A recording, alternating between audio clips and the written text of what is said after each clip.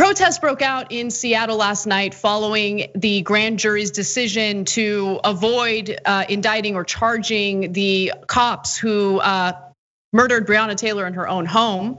Now, there was video going around showing how cops on bicycles showed a complete disregard for protesters' lives.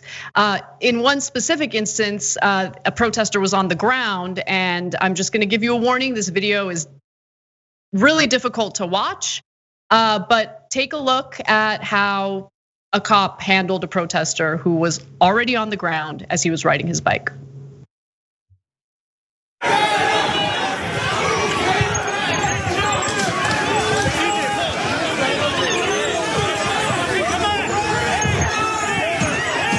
So that's one video, and that was in the live stream done by a gentleman named CJ Halliburton. But others were there with their phones, with their cameras on. And so we're gonna show you one more angle. Again, warning, this is graphic. We're on Capitol Hill at the former Chop Chaz zone. There's about 60 police officers and about maybe 300 protesters. They're advancing on the line here. This person is on the ground. He just ran over his head. He just ran over his head. Oh my God, oh my God, oh my God. He just ran over that guy's head with his bicycle. I hope you guys saw that. That officer ran over that person's head with their bicycle wheel. Jesus Christ. I mean, how do you not see that guy on the ground? Of course he did. And I don't know who the victim is. I don't know if he's okay. What I do know is that the cop who decided to ride his bike over his head and neck had complete disregard for his life and wasn't interested in protecting and serving anyone. Yeah, at first I was in disbelief. I was like, is that a real person? Is that a mannequin? I mean, because who would do that? I mean, do you know anybody in your personal life that if they saw a person on the street would ride their bicycle over their head? But why do cops do it? Because we teach them violence, and we teach them to celebrate violence, to use violence, excessive violence, and then then if they ever do it, we make sure that they never get held accountable. Look at what just happened in Breonna Taylor case. Walk into somebody's apartment, shoot him to death, and no one gets indicted for it. The one guy who got indicted was for, they're like, oh no, murdering Breonna Taylor is totally fine. It's just that you also shot into the other apartment. You should have been careful about who you're murdering. When we go to murder the wrong person, don't shoot at other people as well, okay? So, and then we wonder why cops do things that other normal human beings would never do. I wouldn't do any of the things that those, they say, they're trained to do that. I know that's the whole problem. We train them to use massively excessive violence and to become basically humanized to the effect of it. And so how many sickening videos have we seen? So look, I know there's some in the camp that, hey, bad guys sign up to be cops because they want to abuse power and they get a badge and they get a gun and they get off on it. But to me, the most salient point is if you tell people that they should not follow the regular rules and instincts of humanity to be decent to one another, instead it is their job to do excessive violence, they will do excessive violence. Just look into the Stanford prison experiment. They took Stanford students who were perfectly good and decent people. They made some of them prisoners and some of them guards. And the guards immediately started beating and torturing the detainees, who in that case were their fellow students. It's in our human nature. So maybe we should tell cops to not do excessive violence instead of encouraging it. But honestly, not only is Trump loves it, he can't get enough of it, and same with the right wing. But Joe Biden basically says he isn't gonna do anything about it. No, he's gonna give the cops more money. So what are we gonna do? Because as much as I agree with the message coming from protesters, I don't see any type of strategy in place. And in fact, now more than ever, I feel like police are incredibly brazen about their brutality, incredibly transparent about carrying out these acts of violence. In an earlier story, we showed a video of armed extreme right gang members getting advised by a police officer in Louisville, Kentucky, prior to the protest that broke out last night.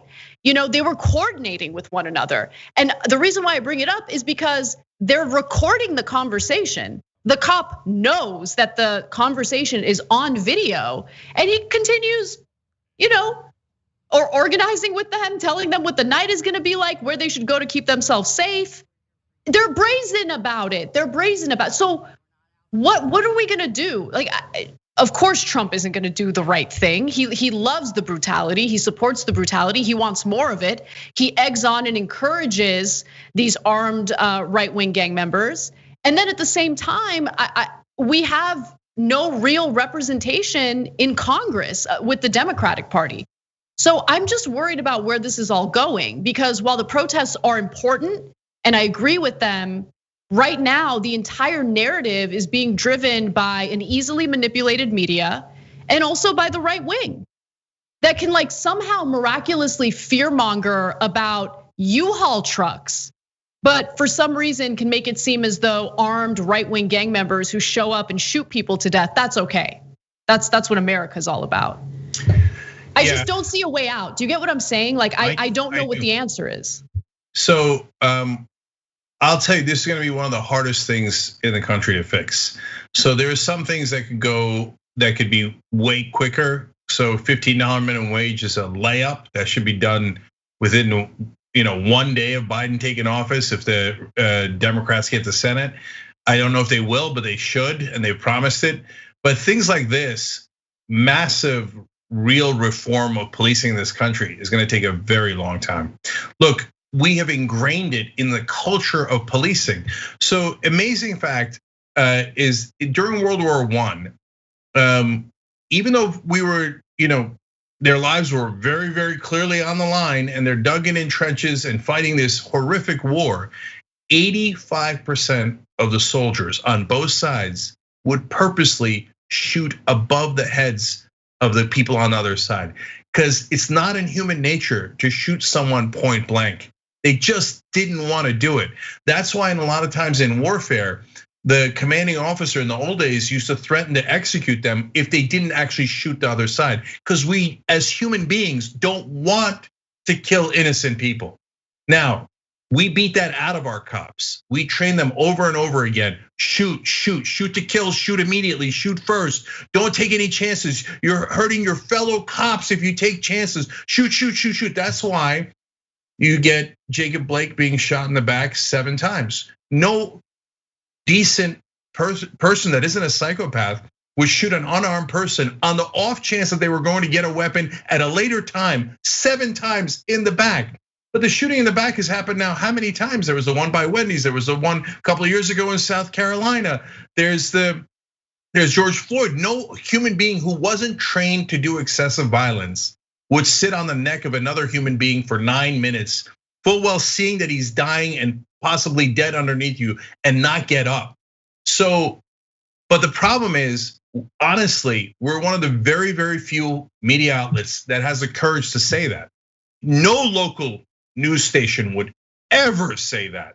They would lose access to the police, and it's in their bones to support everything the police do. It's in their bones and in their ratings to show riot porn nonstop, burning buildings. Oh my God, protesters are so dangerous. And then bringing cops. What can we do about this? You respected, esteemed, wonderful police officers. So the media is constantly programming you. Where did folks ever get the idea that cops would never lie on the stand? When I was growing up, that's what was beat into our heads. And I believed it. They programmed us.